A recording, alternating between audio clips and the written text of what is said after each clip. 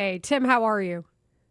I'm doing great. I'm doing great. How are you guys? Good. We were actually just talking about Caleb Williams and his performance in the pocket. Ben Johnson was asked about it yesterday after he watched the tape. What did you see? I thought this was kind of the game we've all been waiting for, right? I think I kept coming on and we were joking about, hey, our quarterback's not, it's not, we don't have exceptional stats. We were kind of saying we're finding other ways to win football games. And then last week that kind of bit us in the tail. And then now we had an absolutely exceptional football game. And I know people are going to say, hey, it was just against the Bengals, right? Don't get too excited. But to me, I think there were a lot of concepts on tape. It was funny because I always gear my stuff right to quarterbacks. Hey, why are they making this decision on this play? What are we thinking? This one was kind of fun though, because there were a couple that was just like, hey, I got to highlight just this scheme, right? Like we had the Philly special, or you have the double pass with Komet. Like there were just some fun wrinkles they threw in. So to me, I think we're just starting to see the evolution of this offense. It feels like every time you watch Detroit when Ben was there, you'd have two or three just more or less fun football plays, right? To break down every week. Now we're starting to see that pop up. So to me, I just think it was overall good. From the pocket specifically, I thought he did a good job. He still does what Caleb does, which is he gets out of the pocket when he needs to, right? And he can extend the play. I think you are seeing him become more accurate on the run, which you had brought up that he even voiced, "Hey, I don't feel comfortable." It feels like he's getting more accurate there.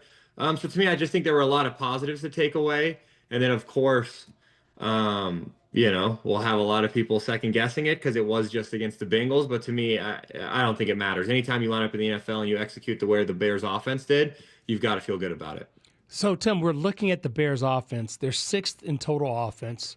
Fourth in total offense. Let me not shortchange them.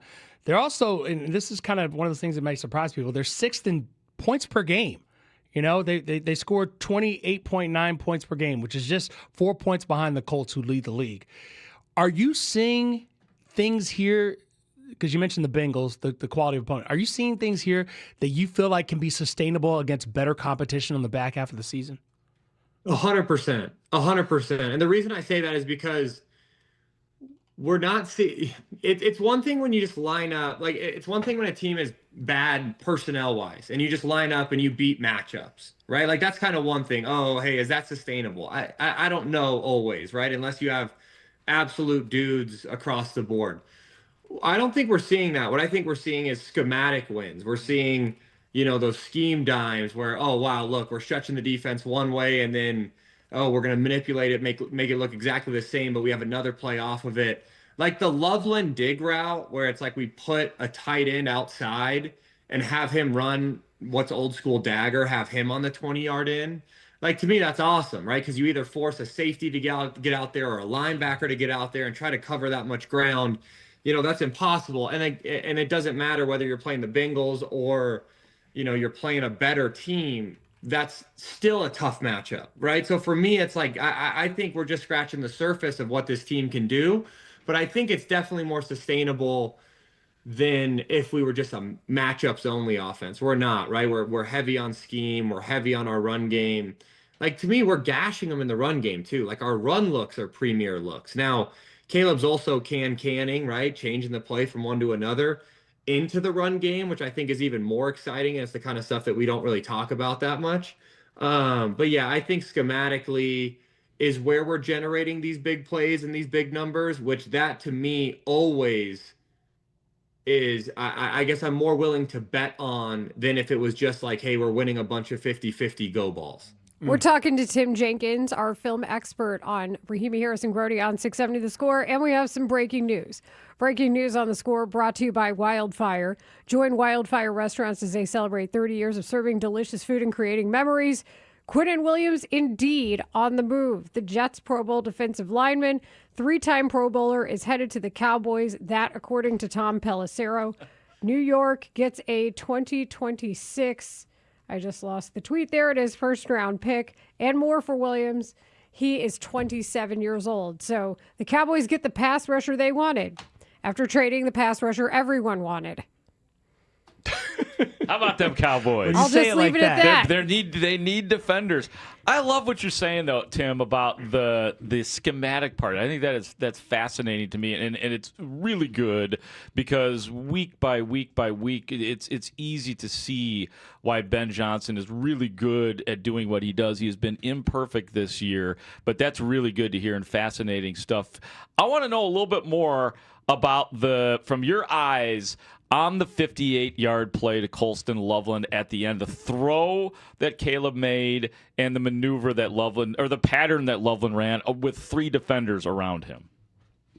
Yeah, sorry. I promise I'm gonna answer that. But the Cowboys breaking news, just like the Cowboys. So in my house, my wife's from Texas, right? Like I married into it. You know, my father-in-law wasn't even like, hey, do you have a job? He was like, hey, you're gonna root for the Cowboys. And at that time, I just got cut from everyone in the NFL, so I'm like, sure, I don't really care anymore.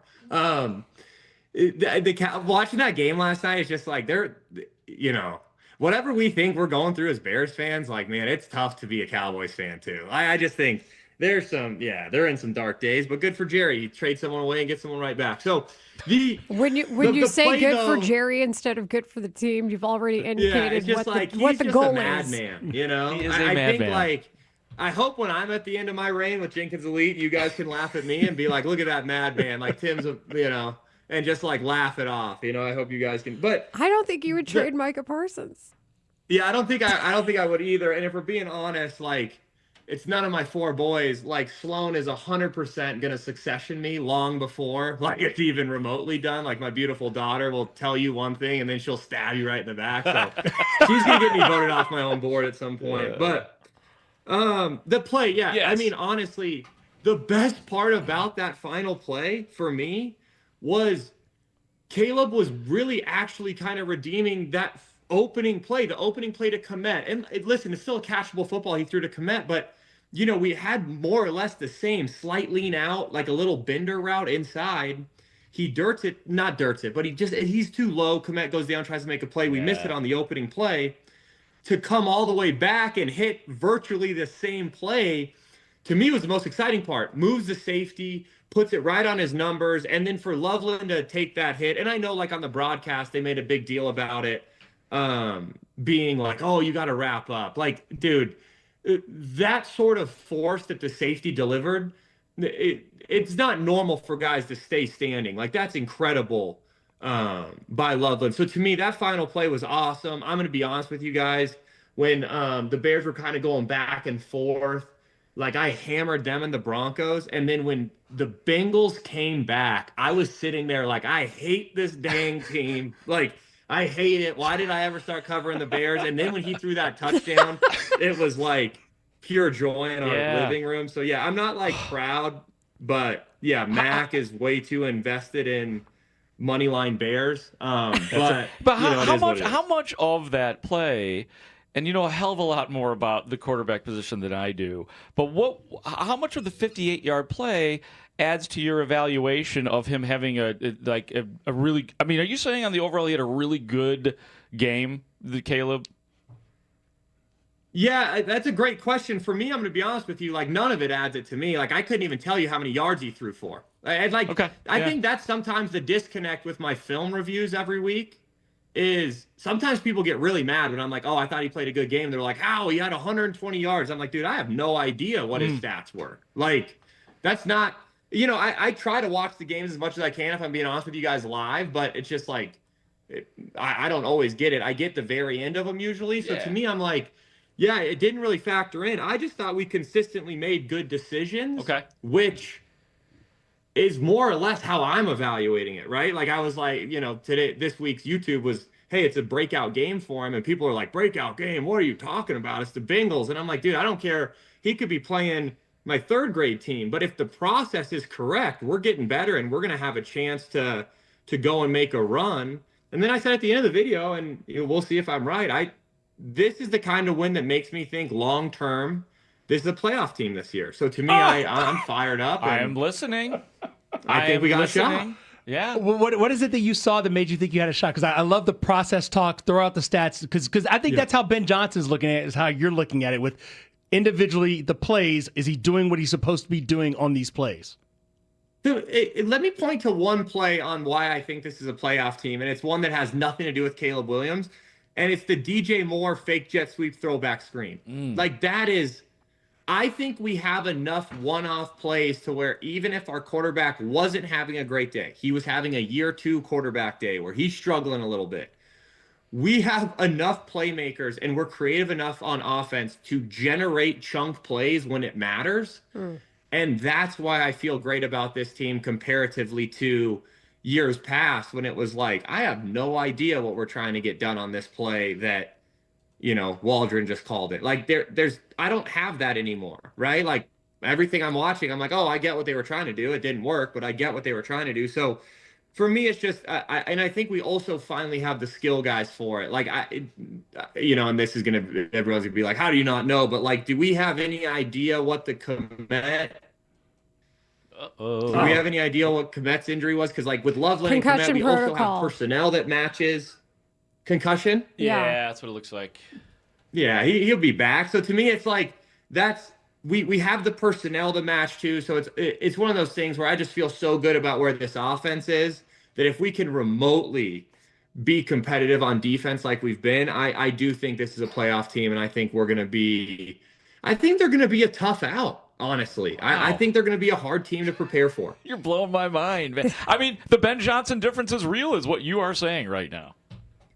Yeah, and it's not only that it's real, but it's just that I think he has the pieces, and Rome's dad will get mad about his usage or whatever, and then whatever the heck's going on Twitter. But we have the pieces too that perfectly fit an offense, right? Like DJ's that guy where a defensive coordinator, you got to spend a whole Wednesday talking about, hey, pay attention to where number 2 lines up, because if you don't talk about it on Wednesday, guess what? We'll line him up in the backfield. We're going to run a bullet route, and then you've got a linebacker with super thick ankles trying to run with him, right? Ain't going to happen. So you have to talk through all this stuff. Rome's a tough cover one-on-one. Hey, guess what? They're going to get into 12 personnel. We got to have an idea where both these guys are vertically. I just think there's so much to talk through. And then, sure, are we maybe still a few pieces away on defense where – some other team might come in and, beat us in a shootout or, that might still happen. But I do think this team it's an extremely tough out. And I think it's someone that it's hard to prepare for. I just think Ben is too good. I think we're going to steal too many games late. And I think they're going to get in. I really do. This is Rahimi Harrison Grote on 670 The Score. We are talking to our film guy, Tim Jenkins. He runs T Jenkins Elite on X. He's also on YouTube. I want to go back to something you said, though, about repeating concepts. That was from last week. Ben Johnson, after the game on Sunday, said they were hunting a particular coverage. We heard Caleb Williams talk about that as well when it came to the Colston-Loveland play. So when you mentioned the Cole Kmet play earlier, is that the sense you got when they were trying to have that happen? Like they were trying to goad the Bengals into something. What did you see there that lends itself to that discussion? Yeah, I think they saw so much single high. When they got in that little flank set with two of our tight ends to one side, they auto checked single high. They would motion one of them out and they would just run 4 verts. Now listen, what's funny about that is that wasn't actually the coverage that we got against for the final play. Ended up kicking it in a 2 high. But like the Bengals were running single high, whether it be cover 3 or man, they were running a ton of single high, and the Bears were hunting with the football. Like that's the other thing you gotta love is Ben Johnson's not sitting there like, man, we got single high. Let's throw a hitch, right? Let's take 6 yards. Mm-hmm. He's like, hey, we're getting single high. Let's try to drive a ball vertically down the seam. Like that's something that I think is exciting. So yeah, they definitely were trying to get the Bengals to check into that single high, whether it be 3 or 1, and then they were just attacking them with the football. Yeah, thanks for that clarification. That was something that I was schematically wondering about when they said that, especially when we saw, there were 2 safeties back. So that's what I was curious about. I found your comments about the playoffs and the tough out and stealing some wins very interesting because I'm looking at Caleb as an individual, but there are so many weapons. I'm curious if you think they can win the majority of the games that they have remaining, knowing, it's the Packers twice. It's the Eagles on Black Friday. It's a game against the Niners. I mean, there's some really good teams on the schedule. You still got to see Detroit.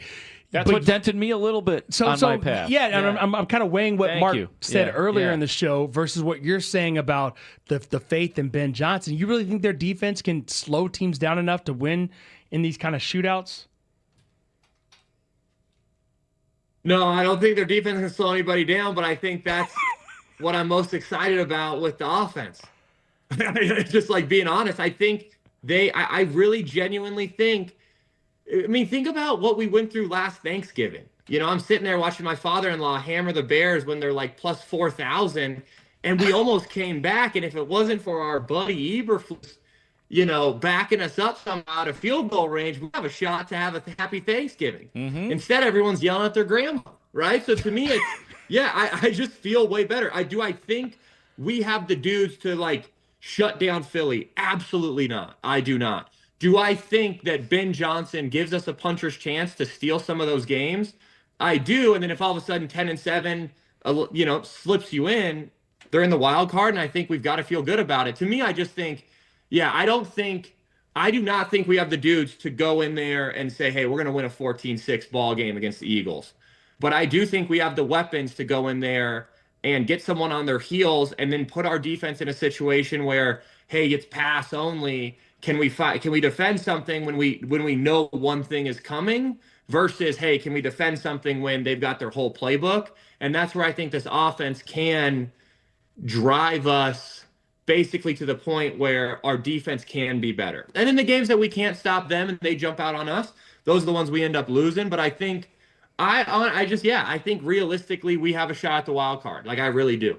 That is Tim Jenkins. You can check out more of his work at All Things QB on YouTube. He always does a full Caleb Williams breakdown. We look forward to seeing that as well. Tim, thank you so much for joining us. Thanks, Tim. Thanks, guys. Have a great day.